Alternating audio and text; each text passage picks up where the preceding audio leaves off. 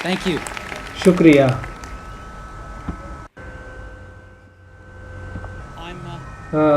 मेरे लिए ये बहुत खुशकिस्मती का मौका है कि मैं आपकी इस दुनिया की बेहतरीन यूनिवर्सिटी की शुरुआत में आपके साथ हूँ।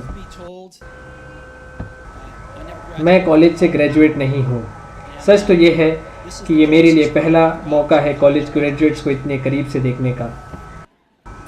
मैं आज आपको 3 कहानियाँ अपनी ज़िंदगी की सुनाऊँगा, और कोई बड़ी बात नहीं, सिर्फ 3 कहानियाँ।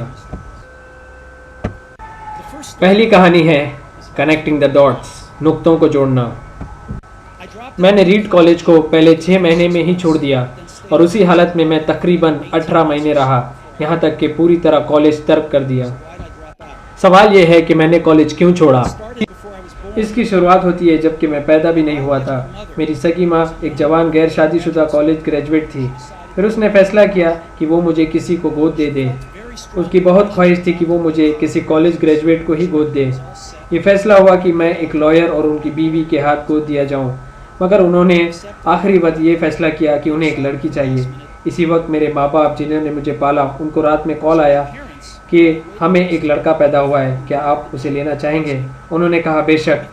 मेरे असल माँ बाप ने ये पाया कि मेरे माँ ना कभी ग्रेजुएट थी और ना मेरे वालिद ने कभी ग्रेजुएशन किया है। जब ये बात मेरी असल माँ को मालूम पड़ी तो उसने एडॉप्शन पेपर साइन करने से इनकार कर दिया। फिर इस शर्त पर मुझे गोद दिया गया कि मेरे पालने वाले माँ बाप मुझे कॉलेज भेजेंगे। मेरे माँ बाप ने मेरी असल माँ से वादा किया कि आपका बेटा कॉलेज जाएगा।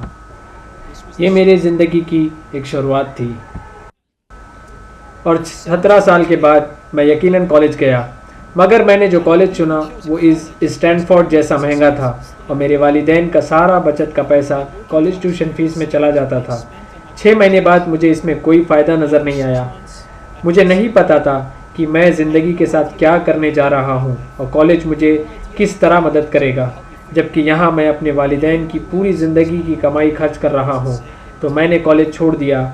उस वक्त मैं काफ़ी परेशान था, लेकिन अब जबकि मैं पीछे पलट के देखता हूँ तो मुझे लगता है कि मेरी ज़िंदगी का सबसे अच्छा फ़ैसला ये था कि मैं कॉलेज छोड़ दूँ। मेरा कॉलेज को छोड़ना दरअसल उन चीज़ों को छोड़ना था जिसमें मुझे कोई दिलचस्पी नहीं थी, और उन चीज़ों की शुरुआत थी जिसमें मुझे बहुत दिलचस्पी थी। मेरे पास कोई रूम नहीं था रहने के लिए, तो मैं अपने दोस्त के घर ज़मीन पर सोता था। मैं कोक की बोतल जमा करके उनके बदले खाना खरीदता था, और 7 मील पैदल चलकर संडे को शाम अच्छा खाने के लिए जाता था। मुझे इससे प्यार था। मैं जिस राह पे कदम रख चुका था अपने तजस्सुस और इस्तिराब की वजह से, वो मेरे लिए बाद में बहुत बड़ी कीमती साबित हुई। मैं आपको इसकी एक मिसाल देता हूँ। रीड कॉलेज मुल्क में कैलीग्राफी का बेहतरीन कॉलेज था। कॉलेज के हर पोस्टर, हर ड्रॉवर के लेबल्स हाथ से खूबसूरती से नक्श किए जाते थे, और मैंने चूंकि कॉलेज छोड़ा था, मैं रेगुलर क्लासेस करना नहीं चाहता था। इसीलिए मैंने कैलीग्राफी सीखने की गर्ज से उसकी क्लास ज्वाइन कर ली। मैंने वहाँ सीखा शरीफ और सनसरीफ शरीफ फॉन्ट्स की बनावट को, अल्फाज के दरमियानों के फासलों को, और इस बात को कि क्या चीज़ है जो नक्काशी को बेहतरीन बनाती है। वो सब तजुर्बा बहुत खूबसूरत, तारीखी और मनमोहक था। साइंस से बेनियाज और उसकी कशिश मुझे अपनी तरफ खींचती रही, मगर इन सब का मेरी अमली ज़िंदगी में इस्तेमाल की कोई उम्मीद भी नहीं थी। लेकिन 10 साल बाद जब हम पहला मैकिंटॉश कंप्यूटर बना रहे थे, उस वक्त ये सब काम आया, और हमने एक खूबसूरत बनावट वाला पहला कंप्यूटर बनाया। अगर मैंने कॉलेज में दूसरे कोर्सेज को ड्रॉप करके कैलीग्राफी सीखी ना होती तो मैक अपने खूबसूरत फॉन्ट्स और बनावट के साथ वजूद में ना आया होता, और चूंकि विंडोज़ ने उसे कॉपी किया, शायद पर्सनल कंप्यूटर्स वो सब नहीं होते जो वो आज हैं।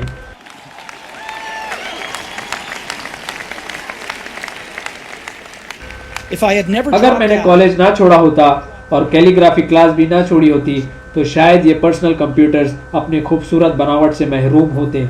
यकीन जानिए, कॉलेज के ज़माने में आगे देखकर इन नुक्तों को समझना नामुमकिन था, मगर 10 साल पीछे जाकर उनको देखने से ज़िंदगी के नुक्ते वाजे हो जाते हैं। यकीनन ज़िंदगी के नुक्तों को आगे देखकर नहीं बल्कि पीछे मुड़ के जोड़ना पड़ेगा। इसीलिए आपको ये यकीन करना पड़ेगा कि ये नुक्ते खुद ब खुद जुड़ जाएंगे। आपको यकीन करना पड़ेगा अपनी सलाहियत, तकदीर, जिंदगी, अमल, या जिस पर भी, यही चीज है जिसने मुझे कभी नामुराद नहीं किया और मेरी जिंदगी बदल दिया।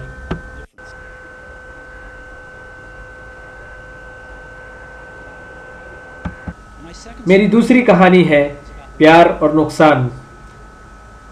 मुझे वो मिला जो मुझे पसंद था। बोझ और मैंने 20 साल की उम्र में घर के गैरेज में एप्पल की शुरुआत की। हमने रात दिन एक कर दिए और एप्पल को 10 साल में हम दोनों ने $2 बिलियन और 4000 लोगों की कंपनी बना दी। हमने हमारी सबसे खूबसूरत इजाद को पेश किया, मैकिन्टॉश, 1 साल पहले जब मैं सिर्फ 30 साल का ही हुआ था और मुझे निकाल दिया गया। क्या किसी को कोई खुद की कंपनी से निकाला जा सकता है? हाँ, जब एप्पल बढ़ रही थी हमने किसी को होशियार समझकर कंपनी चलाने के लिए लिया था और शुरू में 1 साल सब ठीक था, मगर जब हमारा मुस्तकबिल के विजन टकराने लगे और फिर हमारी जमी नहीं, ये जब हुआ कंपनी के बोर्ड ऑफ डायरेक्टर उसके साथ हो गए और मैं 30 साल की उम्र में ही निकाला गया। और यकीन जानिए सबके सामने निकाला गया। जो मेरी पूरी ज़िंदगी के तवाज़ो का मरकज़ था वो सब चला गया। बहुत दर्दनाक था। शुरू के कुछ महीने मुझे समझ में नहीं आ रहा था कि मैं क्या करूं। मुझे लगा मैंने ताजरे की पिछली नस्ल का सर नीचा कर दिया। मैंने उस मिसाल को गिराया जो मुझे अता की गई थी। मैंने डेविड पैकर्ड और बॉब नॉइस से मिलकर इन सब पर माफ़ी मांगी। ये एक शर्मसार नाकामी थी और मैंने सब कुछ छोड़कर भाग जाने के बारे में भी सोचा, मगर अंदर एक चिंगारी करवट ले रही थी। मुझे अब भी वो चीज़ें प्यारी थी जो मैंने की थी। जो कुछ एप्पल में हुआ था उससे ये चिंगारी महफूज थी। मैं नकारा गया था मगर मैं अब भी प्यार में गिरफ्तार था और मैंने फिर शुरुआत करने की ठान ली। उस वक्त मुझे ये एहसास भी नहीं था कि एप्पल से निकाला जाना मेरे हक में सबसे अच्छी बात साबित होगी।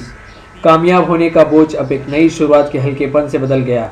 आने वाले नतीजों से गाफिल इस वाक़ये ने मुझे मेरी ज़िंदगी के सबसे बेहतरीन और क्रिएटिव दिन दिए।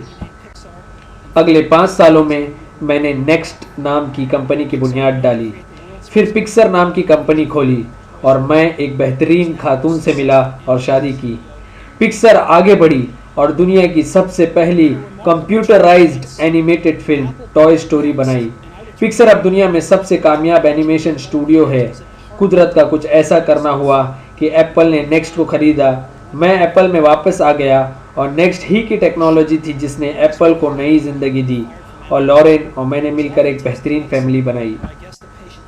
मुझे यकीन है कि ये सब कुछ नहीं हुआ होता अगर मैं एप्पल से निकाला नहीं जाता। ये सब एक कड़वी दवा की तरह था मगर मरीज को ये ज़रूरी थी। ज़िंदगी कभी कभार ईंट से सर तोड़ देती है, हिम्मत मत हारो। मैं यकीन के साथ कह सकता हूँ जो चिंगारी मुझे रुकने नहीं दी वो ये थी कि मैं जो करता था उससे मुझे मोहब्बत थी। तुम्हें ढूंढना पड़ेगा उस चीज़ को जिससे तुम्हें प्यार है। यह हकीकत है काम के बारे में और हम सफ़र के बारे में भी। तुम्हारा काम तुम्हारी ज़िंदगी का एक बड़ा हिस्सा लेगा और खुश रहने का सिर्फ एक ही तरीका है, वो काम करो जिसको अजीम समझते हो और अजीम काम करने का वाहिद रास्ता है तुम वो काम करो जिससे तुम्हें मोहब्बत है। अगर ऐसा काम अभी तक नहीं मिला तो ढूंढते रहो, मुतमईन ना बैठो। जैसा कि सही है दिल के मामलात उन्हें पाने के बाद ही समझ में आते हैं और एक बेहतरीन ताल्लुकात की तरह ये चीज़ें बेहतर से बेहतर होती चली जाएंगी। इसीलिए ढूंढते रहो, मुतमईन ना बैठो। मेरी तीसरी कहानी है मौत के बारे में। जब मैं 17 साल का था तब मैंने पढ़ा था अगर तुम जिंदगी का हर दिन आखिरी समझ के गुजारो तो यकीनन ये किसी दिन सच होगा। इसने मुझ पे गहरा असर छोड़ा और तब से पिछले 33 साल से मैं हर सुबह आईने में देखता हूँ तो खुद से पूछता हूँ अगर ये मेरी ज़िंदगी का आखिरी दिन होता तो क्या मैं वो करता जो आज करने वाला हूँ। अगर मेरा जवाब मुस्तकिल कुछ दिनों तक ना होता तो मैं फिक्रमंद हो जाता। मैं जल्द मरने वाला हूँ। इस हथियार ने मुझे ज़िंदगी के बड़े फैसलों में काफ़ी मदद की है, इसलिए कि हर चीज़ जैसे कि दुनिया की उम्मीदें, गुरूर व तकब्बुर, नाकामयाब होने का खौफ, सब मौत के खौफ से आगे रास्ता छोड़ देती हैं। बच जाती हैं सिर्फ अहम तरीन चीज़ें। तुम मरने वाले हो, ये एहसास सबसे बेहतरीन तरीका है कुछ खोने के डर को भगाने का। हकीकत वाज़े रहे, अपने दिल को मनाने के सिवा कोई चारा नहीं है। पिछले साल मुझे कैंसर हुआ। मेरा स्कैन सुबह 7:30 बजे हुआ जिसमें वाज़े ट्यूमर दिख रहा था पैंक्रियाज में। मुझे नहीं पता था पैंक्रियाज किसे कहते हैं। डॉक्टर ने जवाब दिया कि मुझे लाइलाज कैंसर हुआ है और मैं 3 से 6 महीने तक ही जिंदा रह पाऊंगा। मेरे डॉक्टर ने मशवरा दिया कि घर जाओ और अपने काम काज को ऑर्डर में रखो। ये डॉक्टर का कोड वर्ड था ये कहने के लिए कि मरने के लिए तैयार हो जाओ, यानी ये कि अपने बच्चों को वो सब कुछ इन महीनों में बताओ जो तुम अगले 10 सालों में बताने वाले थे, यानी ये कि तुम्हारा इंतकाल तुम्हारे घर वालों के लिए आसान हो जाए, यानी ये कि अपने चाहने वालों को खुदा हाफिज कह दो। दिन भर मैं यही सोचता रहा। उसी शाम मेरा बायोप्सी हुआ जिसमें उन्होंने मेरे हलक से एंडोस्कोपी डाला। मेरे पेट और मेरी अतरियों से गुजरता हुआ एक सुई मेरे पेंक्रियास में डालकर ट्यूमर के कुछ सेल निकाले गए। मैं बेहोश था, मगर मेरी बीवी जो वहाँ मौजूद थी उसने मुझसे कहा, जब डॉक्टर्स ने सेल्स को देखा तो ये कहकर वो रोने लगे कि इस टाइप का कैंसर बहुत ही कम इस दुनिया में पाया जाता है और ये कैंसर वो है जो सर्जरी से ठीक हो सकता है। फिर कुछ दिनों के बाद मेरी सर्जरी हुई। मेरी सर्जरी बहुत कामयाब रही और मैं आज आपके सामने ठीक हूँ।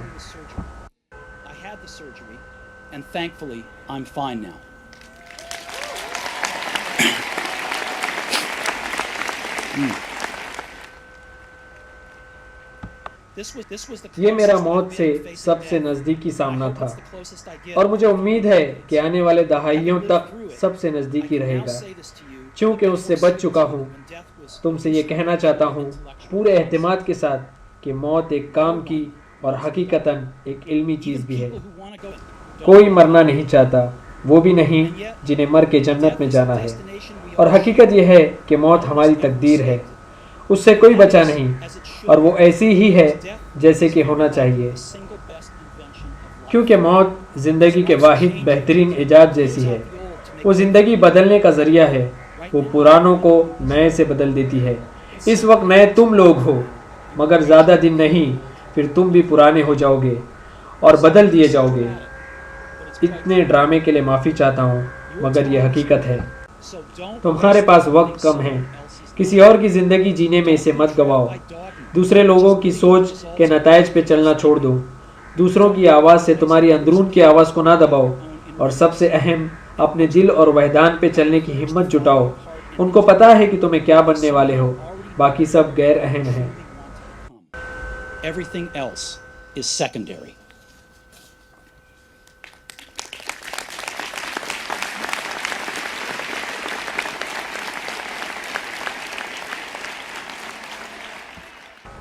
जब मैं नौजवान था उस वक्त एक बेहतरीन रिसाला द होल अर्थ कैटलॉग हमारे ज़माने का बाइबल हुआ करता था। उसे निकालता था स्टीवर्ट ब्रांड नामी एक शख्स, यही से नज़दीक मेलो पार्क से, और उसने उस रिसाले को नज़्म नुमा बनाया था। ये 1960s की बात है। पर्सनल कंप्यूटर से पहले वो बनाया जाता था टाइपराइटर, कैंची और पोलराइड कैमरे से। वो उस ज़माने का गूगल जैसा था। गूगल की पैदाइश से 35 साल पहले वो रिसाला एक मिसाली और अच्छी तरह से डिज़ाइन रहता था। स्टीवर्ट और उसकी टीम ने द होल अर्थ कैटलॉग की कई इश्यूज निकाले और जब उन्होंने आखिरी इशू निकाला, ये 1970s के दरमियान की बात है, मैं तुम्हारी उम्र का था। उस फाइनल इशू के पिछले कवर पर एक तस्वीर थी, एक सुबह गांव के रास्ते की, थोड़ी सी वैसी ही जैसा तुम्हें तुम्हारी एडवेंचरस ट्रिप पे दिखाई देती है। उसके नीचे कुछ अल्फाज थे, स्टे हंग्री, स्टे फुलिश, भूखे रहो और बेवकूफ़ रहो। ये उनका आखिरी पैगाम था, स्टे हंग्री, स्टे फुलिश। और मैं उसे हमेशा अपने लिए ही समझता था। और अब तुम लोग एक ग्रेजुएट होकर नई ज़िंदगी शुरू करो। मेरा आपसे भी यही ख्वाहिश होगी, स्टे हंग्री, स्टे फुलिश, भूखे रहो और बेवकूफ़ रहो। बहुत बहुत शुक्रिया आप लोगों का।